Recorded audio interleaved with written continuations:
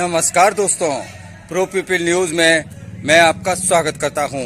शादी के बाद बहू से ससुराल में घर का सारा काम करवाया जाता है।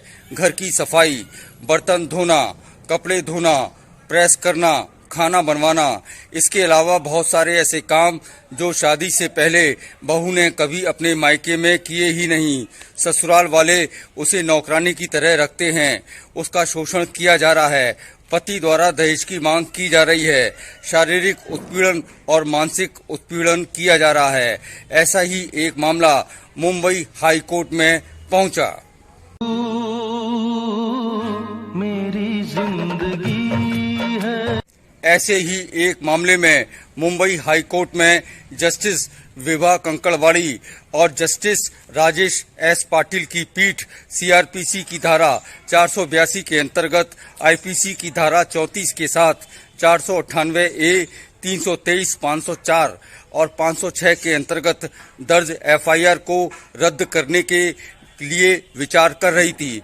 इसमें पत्नी द्वारा पति पर दहेज के लिए कार खरीदने के लिए 4 लाख रुपए की मांग का आरोप लगाया गया था।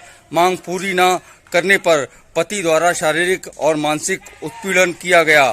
साथ में घर में नौकरानी की तरह काम करवाने का आरोप भी लगाया गया। मेरी जिंदगी है। पत्नी के अनुसार ससुराल में 1 महीने तक उसके साथ अच्छा व्यवहार किया गया। उसके बाद उससे नौकरानी की तरह काम करवाया गया। हाई कोर्ट ने इस पर कहा कि परिवार को चलाने के लिए घर का काम करवाना उत्पीड़न कैसे हो सकता है। ये नौकरानी की तरह काम करवाने जैसा नहीं है। अगर पत्नी की घर पर काम करने की इच्छा नहीं है तो उसे ये बात शादी से पहले बता देनी चाहिए। चूंकि अब शादी हो चुकी है, इसलिए दोनों को आपस में इसे सुलझाना चाहिए।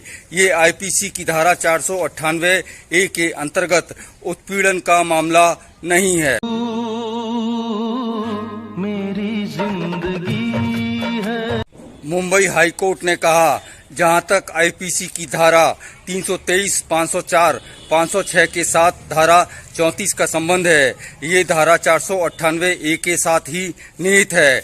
इसलिए आवेदकों को मुकदमे का सामना करने के लिए कहना व्यर्थ होगा।